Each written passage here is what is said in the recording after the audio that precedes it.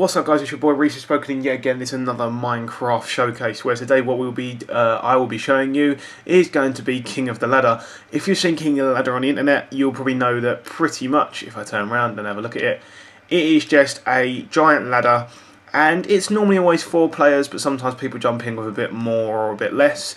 And pretty much what it is you get a certain amount of lives depending on how you're playing the game, and it's pretty much just climb to the top of the ladder tower. Pretty much that's what they normally do on the computer version, but in the computer version there's various different things, like they've got like knockback weapons that don't kill you like massively or anything like that.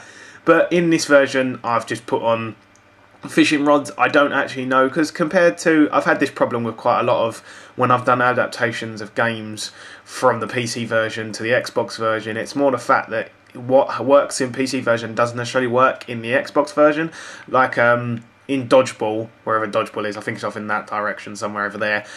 In the computer version you can throw eggs at each other and it hits you. In this you throw eggs, it doesn't hit people, so it's like, oh my god.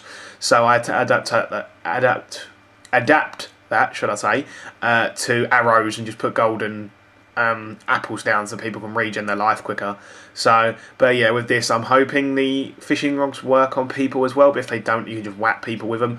As you can see down the bottom, this is technically, if you guys are big Minecraft boffins, this is technically King of the Ladder 2.0, which, if I remember rightly, the first people to play it were things like Basher and Bayesian Canadian on the PC version, because they felt that just having a big lava pool at the bottom and jumping from like a what's it called, from just like a block in midair was a bit boring. So that's the fact that, well, the one thing I have missed are beds, but that's where the coloured wall comes in. I would put down beds for when people played, but depending on your lives really. It's the fact that if you're only playing one life, you don't really need beds here unless you're doing multiple rounds.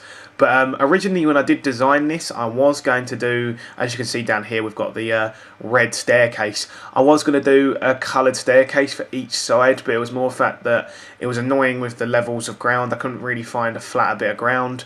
And it was more the case as well with, it was just annoying. It took far too long for me to build when I just wanted the main game really built. But yeah, as I was saying, this is technically King of the Ladder 2.0, so it's got all of the water pools that you can land into, but obviously, as you can see, there are more lava pools than there are water pools, so it's kind of like if you fall from a height, you either fall in lava or you can fall in water. But it's also more the fact that if you really don't want people scaling the ladder straight away, say if you're red, you can sprint straight to blue or cut them off and knock them in the lava straight away, and then you can climb to the top. But yeah, there's not really any dominance thing for the top of the ladder. It's more just the fact that this is kind of like a cool battleground. It's more the fact that you fight on it. And I think in the King of the Ladder 2.0 that they use on the PC version, I think they did 5 lives before. So, because then it lasts a bit longer, it don't just last 2 seconds. But as you can see, guys, quite a big build.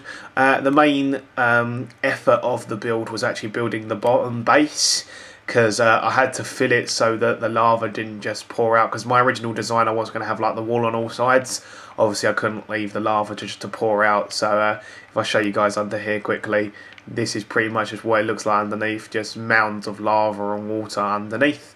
And then obviously on ground level you've got all of the, it looks a bit prettier. But yeah, that was kind of what took me the longest. The tower actually was quite quick, but yeah, it was the concrete flooring that was actually took me the longest. But yeah, guys, that is pretty much my Minecraft showcase for today, guys. As you can see, quite a big build, but not as big as, say, Wipeout or anything like that. But as I always say, guys, I hope you enjoyed the video today. I normally do put out content every day, but sometimes I do slack a little bit because I'm too busy having fun in my summer.